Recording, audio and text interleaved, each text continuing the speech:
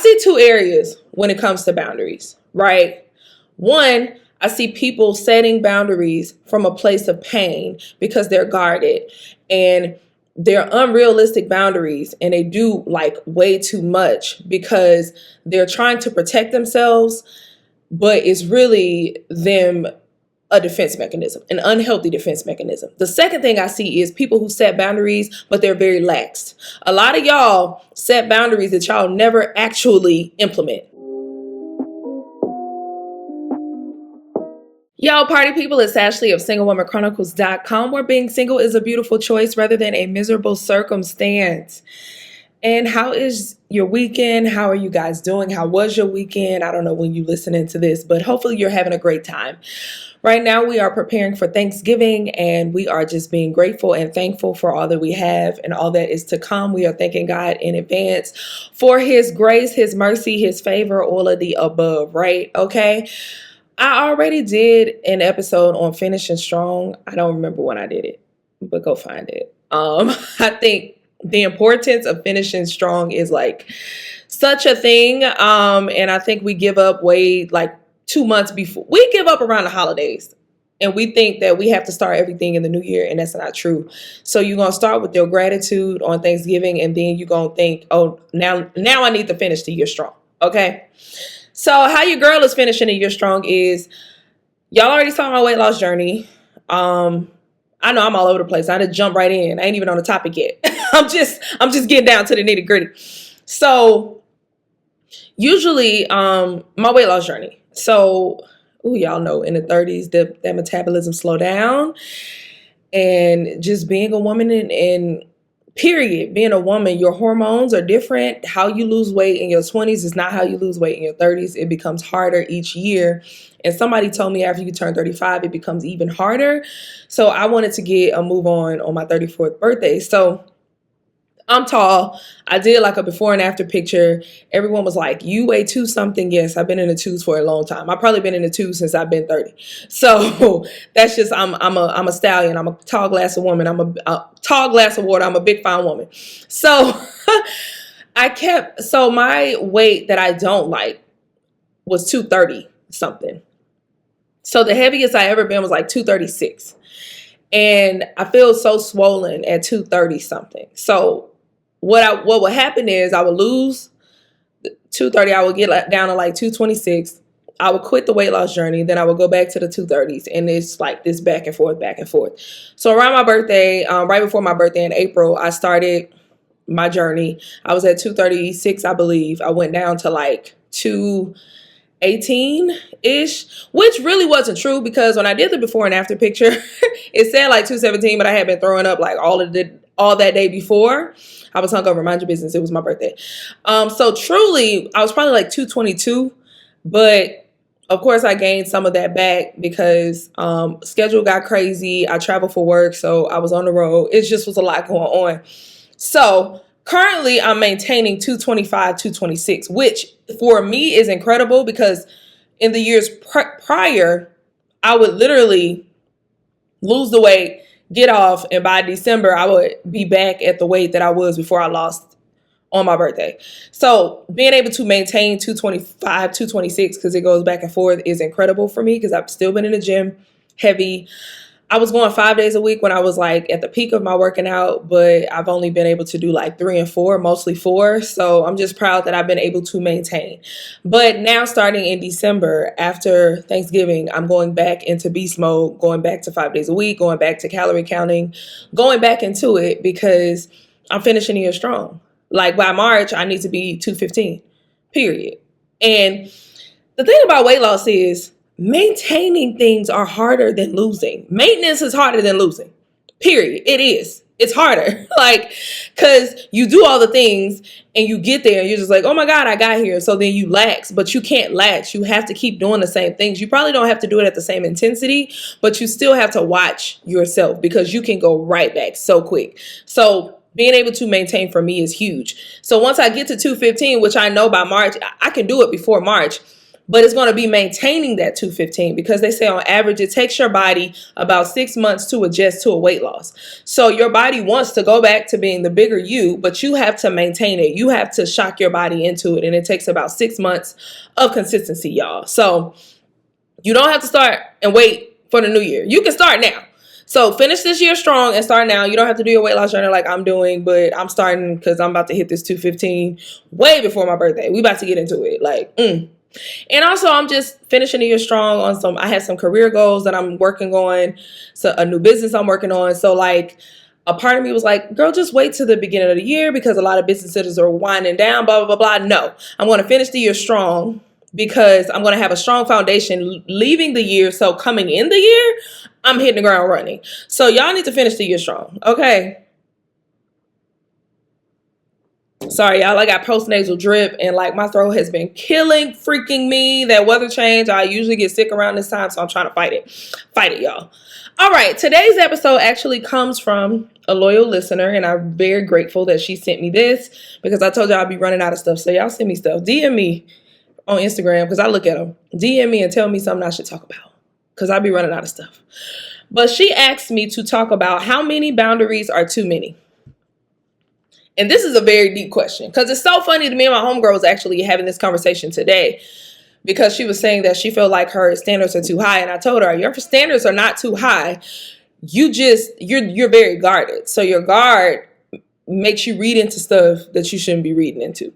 And so I kind of look at boundaries like that. Okay. So I feel like how many boundaries are too many boundaries? Okay.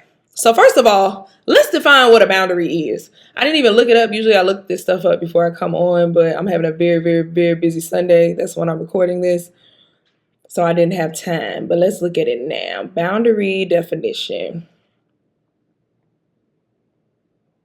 So a boundary is a limit of a subject or a sphere of activity, or also a line that marks the limits of an area, a dividing line. Let's get another one. Because this ain't the definition I'm looking for. Something that indicates or fixes a limit or extent. I'm going to search what does setting a boundary mean. That's easier. What does setting a boundary mean? Establishing limits for yourself to protect your integrity and set realistic, emphasis on realistic, expectations for your participation in activities. This can be emotionally, physically, and mentally.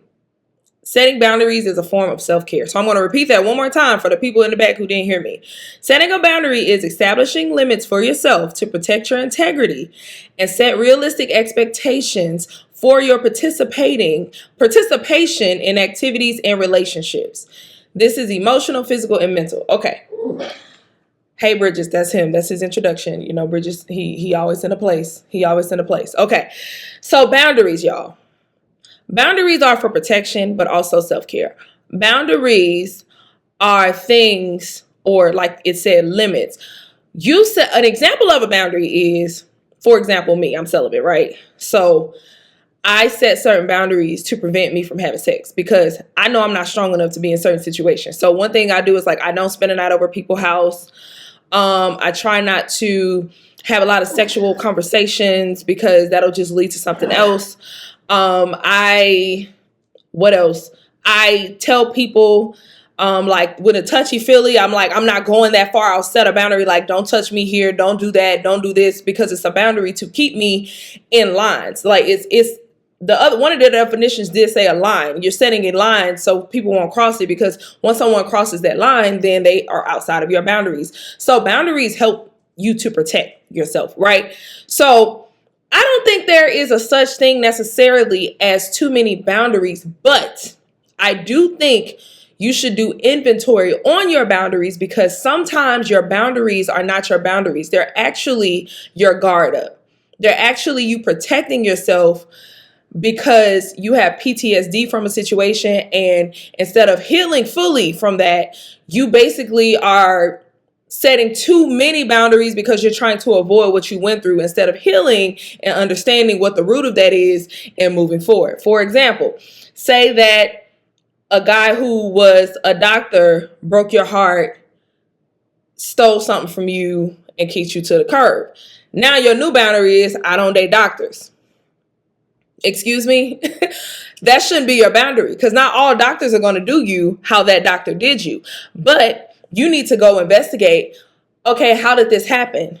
What was the red flags that kept me from seeing that this person was going to do that to me?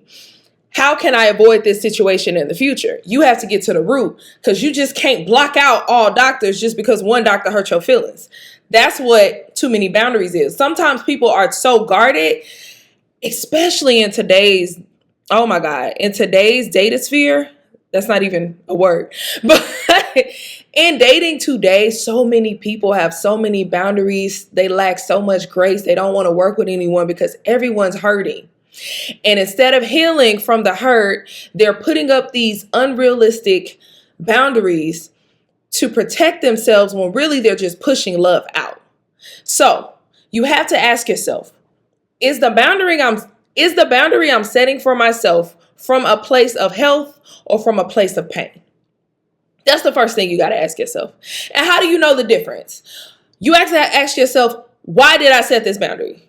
For example, going back to my celibacy, I set certain parameters and boundaries because I'm trying to keep myself from having sex, right? So it's not from a place of pain. But if I dated a lot of Kappas, right? A lot of them were F-boys, right?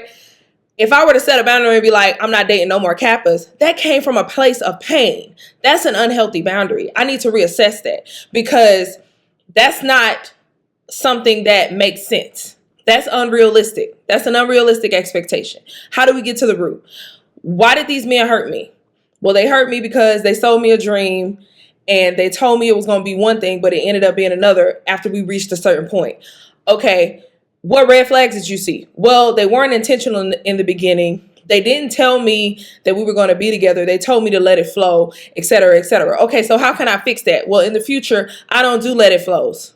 In the future, you got to back up your words with your actions. In the future, we're going to be very direct and make them be very direct. And if they can't be very direct and if they're very gray, then I can't operate in that. So I got an exit stage left. But that ain't got nothing to do with Kappas. Like, you see what I mean? That's how you judge on, like, if you have too many boundaries or not, right? Because boundaries are important.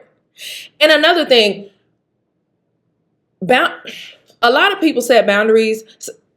I see two areas when it comes to boundaries, right? One, I see people setting boundaries from a place of pain because they're guarded and they're unrealistic boundaries, and they do like way too much because they're trying to protect themselves, but it's really them a defense mechanism, an unhealthy defense mechanism. The second thing I see is people who set boundaries, but they're very lax. A lot of y'all set boundaries that y'all never actually implement. That's why y'all hurting. Y'all got a list of boundaries, but if you go read that list, every relationship you've been in, you've never implemented that boundary. You've never stood on business with that boundary. And that's why you hurting. And that's why you messed up. So you got two extremes. You got people who got way too many boundaries because they're not actually boundaries, they're defense mechanisms. And then you got people who have a lot of boundaries or good, healthy boundaries, but they don't stand on business. They don't implement them boundaries, so they both getting hurt. You got to meet in the middle. You have to not only develop realistic boundaries for yourself, but you also got to stand on business with them boundaries. Okay. So let me teach you how to set some realistic boundaries. You got to ask yourself, what is it that I want? What do I want right now? I'm giving y'all a second to think. I want y'all to get some pen and paper out, get your phone note. I love using notes on my phone. Get your notes out. What is it that you want? Because I'm not going to hold you. I had to fight for my life with this boundary that I had to put. Okay. So I know I want a relationship that leads to marriage, right? So if I meet a man I wouldn't marry, that means I shouldn't date him. That's a boundary. I shouldn't date him because I wouldn't marry him. That's a boundary. And boundaries to me can kind of be like interchangeable when it comes to boundaries and standards. You know what I mean? It's just like, am I going to cross over? So in this sense, it's kind of like, am I going to cross over into a relationship with a man that I feel like I can't marry? No, because I know I want a marriage. So another boundary you could be like is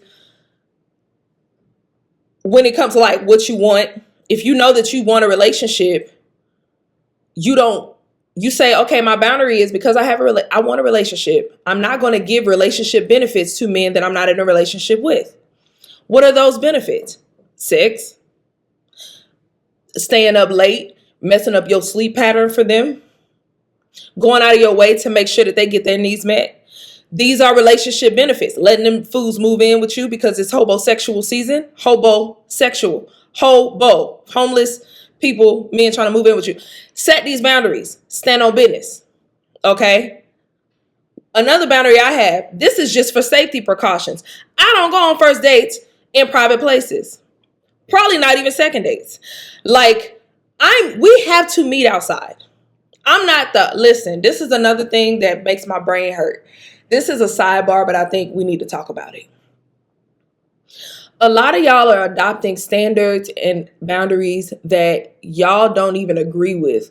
Y'all just heard somebody on Instagram that you idolize or that you enjoy or that you want to be like, say that this is their boundary. So now you got this boundary that you don't even agree with, but you following it when you don't even want what they want.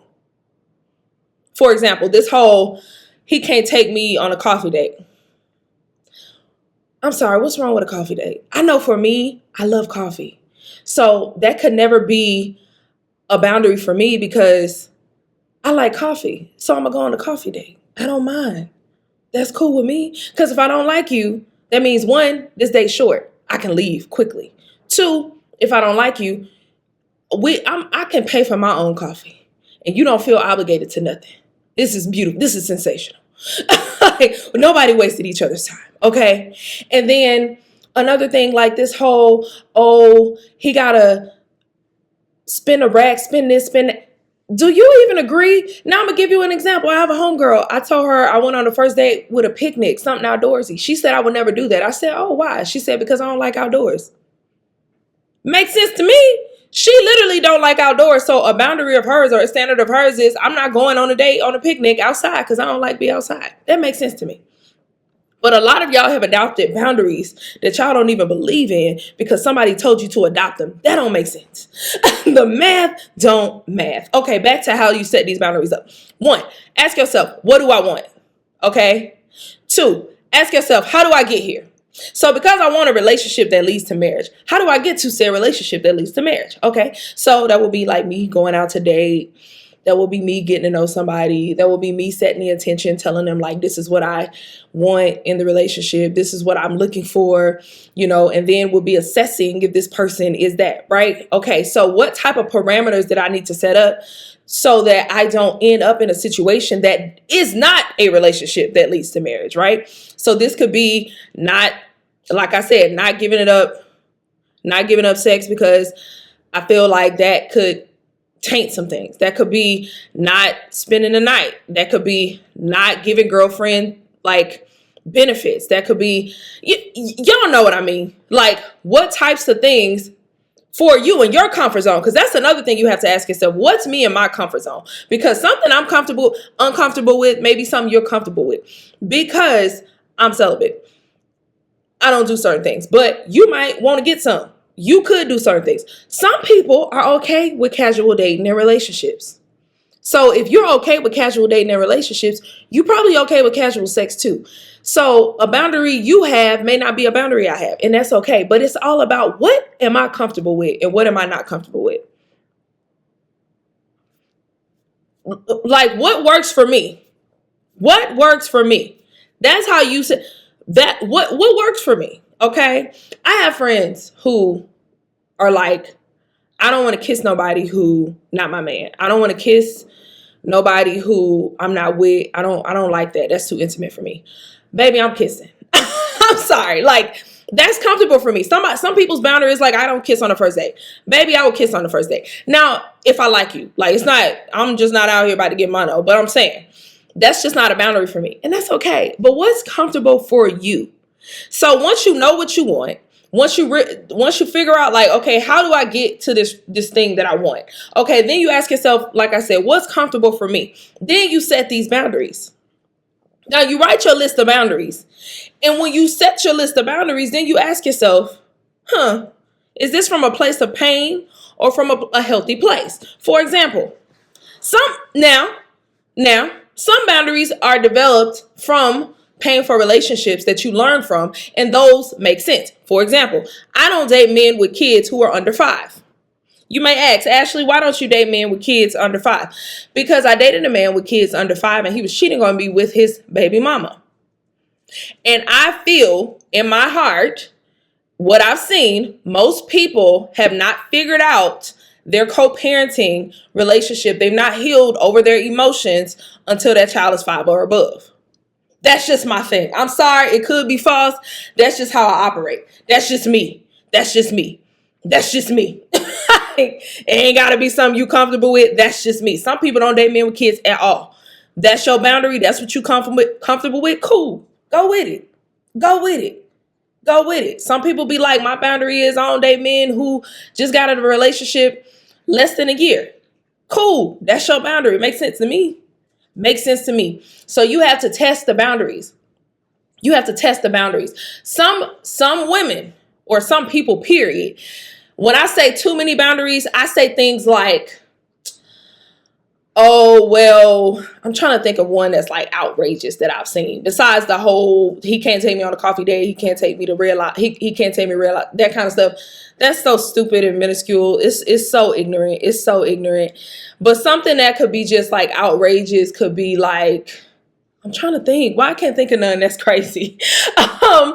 It could be like, oh, in order for a man to talk to me, he got to pay for my babysitter when we go out or something like that. Or in order for a man to talk to me, he has to, I'm trying to think of one. Y'all really can't think of one.